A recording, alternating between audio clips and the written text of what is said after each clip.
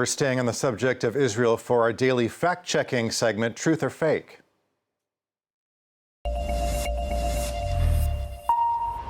I'm joined by Catalina Marchand de Abreu. Catalina, you've been taking a look at false reports circulating on social media regarding an invasion of the city of Rafah by Israel. That's right, Monty. Signs suggest that invasion of Rafah is all but inevitable, but we're not there yet. Contrary to the false claims that we've seen circulating on X in what we found to be two different occasions this week alone. Let's begin with this viral video with over 4 million views on X posted by Jackson Hinkle, who is known for sharing misinformation on social media, where he also shares this video where we see a giant and a violent explosion that this user claims on his caption is Israel bombing Rafah.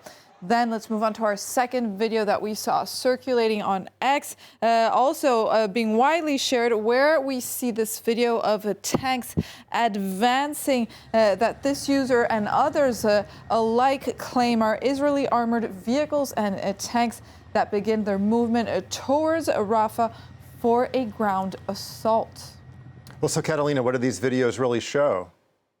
Monty, picking up where we left off with this video, these claims are fake, and this video does not show Israeli armed vehicles moving into Rafah. This video was actually initially published on Instagram as early as January 15th and actually shows, according to the caption, Israeli forces initiating a withdrawal of their 36th Division from Gaza for apparent rest and training. The Hindustan Times also reported the same information as they published the same video on their YouTube account around the same time on January 16th. Then let's debunk the second viral video that we saw circulating, posted by Jackson Hinkle, where he says that Israel is bombing Rafah. These claims are fake, of course. What we see here is actually a recent explosion that took place in Gaza City, not Rafah. We found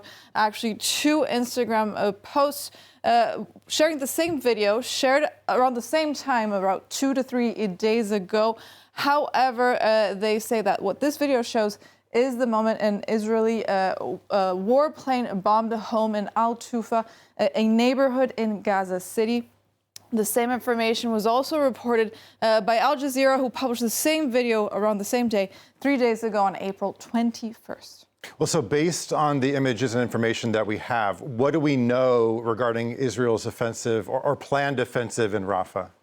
Well, information is scarce and even confusing at times regarding Israel's reported invasion on Rafah as early as February. Here reported on February 9th by the New York Times, Benjamin Netanyahu ordered the Israeli military to drop a plan already to evacuate Rafah, where over 1 million Palestinians are taking a shelter.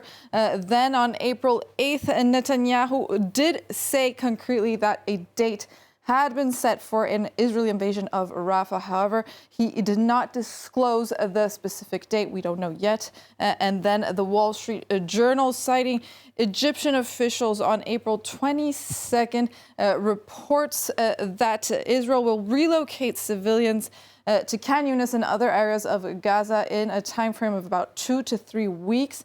As Israel plans to move troops into Rafah gradually, as the IDF announced earlier this month, reported here on April 9th, that they ordered 40,000 tents to prepare for the evacuation of civilians from Rafah. Information that is coherent with satellite imagery obtained by the BBC that shows that 2 new encampments have been placed in southern Gaza. Here we see near Khan Yunis and near Rafah.